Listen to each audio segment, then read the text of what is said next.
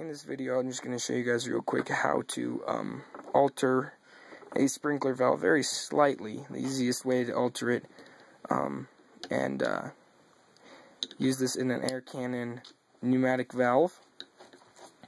What you're going to do is first, you're going to take it all apart. This will unscrew first. Once you take your cylinder thingy out, solenoid out, you'll unscrew your cap. This will pop off. A spring will come flying out at you. You can avoid that by just holding onto it tight. And then you'll have a seal left sitting inside. Just pop that out. You'll have another seal here. You can just leave that one in there. So basically how it works, normally, there's rubber right here. This rubber seals around that plastic ring down there. And then this thing is, basically what it is magnets, electromagnet in here, pulls this up out of the way, releasing a seal. As you can see, there's rubber on the end of it, a seal on the top of that thing. So the seal on top of that thing is released when this pulls up, releasing the air in. Now, there's a much easier way to do this than a lot of videos I've seen on YouTube. I watched several videos. What they do is they drill this out, or cut it out, because it's pretty easy. As you can see, just cut it out. And then they screw in their quarter inch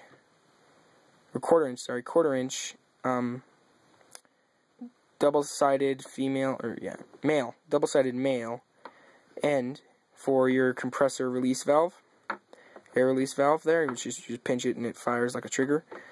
They just drill that out and then they twist that in there, and then they use thread tape or glue or whatever. Even if you tap it, you can never get as good a seal as if you use these threads. As you can see, it's a little thin band of plastic once it focuses. There you go, a little thin band of plastic there compared to this huge amount of pre-threaded ones. So what you get, this is 3/4 inch. What you get is you get a 3/4 inch adapter, 3/4 inch to brass adapter. I have one, I just don't have it with me.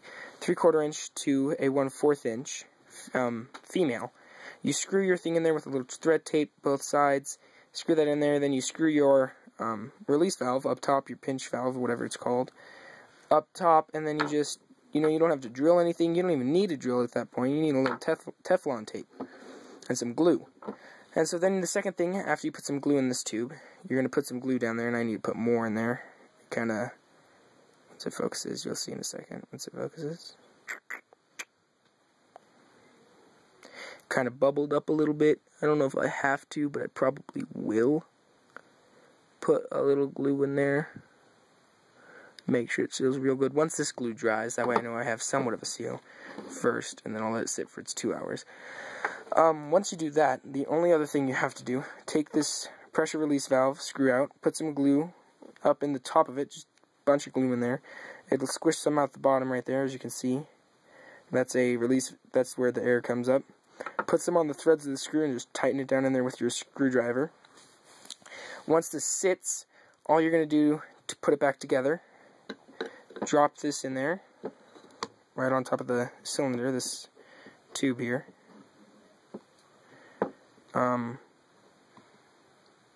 Tube, then you're going to go from your tube to your spring, then you're going to squish this down here. I'm going to let mine sit before I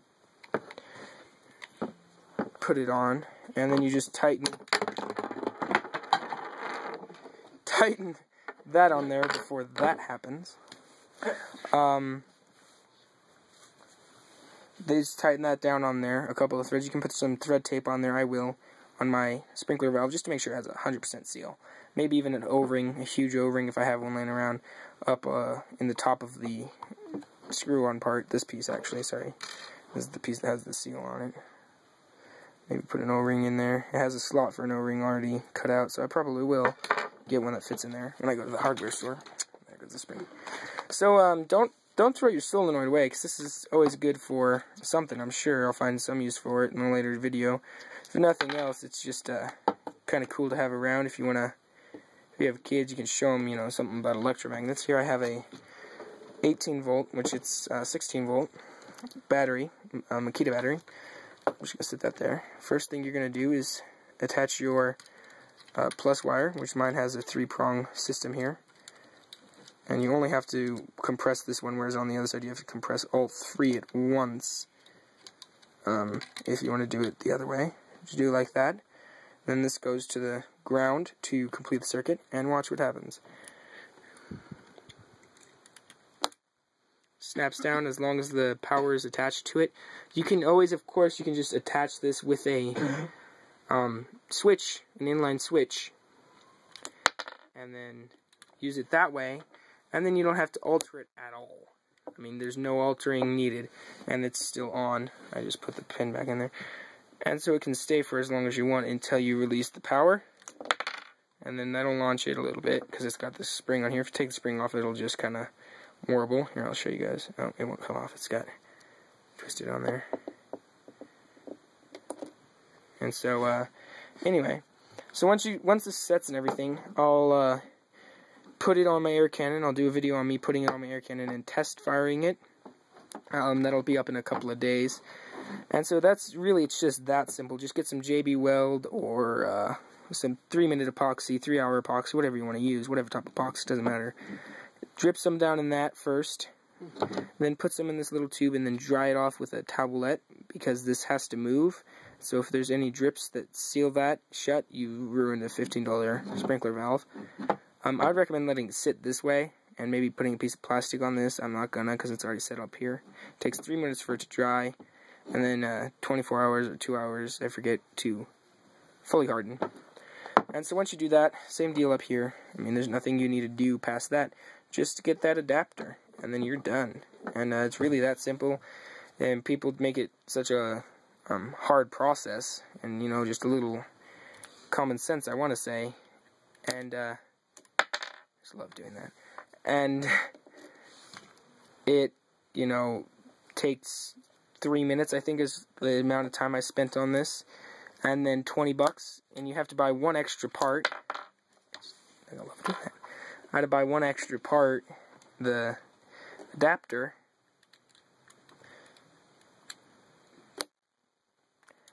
And so I had to buy an adapter, but big whoop, I mean, it was $1.50 or $2. And so that was my video. Thanks for watching. Like, subscribe, comment. Drop a comment in the box on future videos you want to see done. And always, when you're attaching this to anything, pay attention to the arrows. Pressurized air comes in the side without the green dot, if yours has a green dot, and the pressurized air leaves through the side with the green dot. Also, a good thing to do every time you take this thing apart is just put a little grease around this seal right here, the black seal that doesn't come out when this one comes out. Just take it out. It's pretty snug in there. Put some black grease around that, which will seal around this entire white piece. Put a little on this rubber piece down here, so it seals against the plastic there, even better.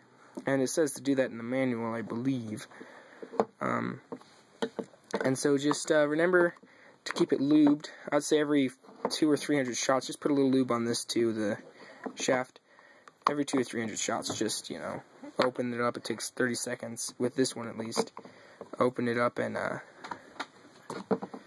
you know, seal it a little better. I mean, put a little lube in there, gun lube, canola oil, whatever. And as you can see, even so, this battery's completely dead. I mean, I broke the charger a few months ago, and so it's been sitting around with no charge. It's still pretty cool. And so, if this is what you want to do with it, if you just want to use it this way, all this does is this completely takes out all of the shock, too.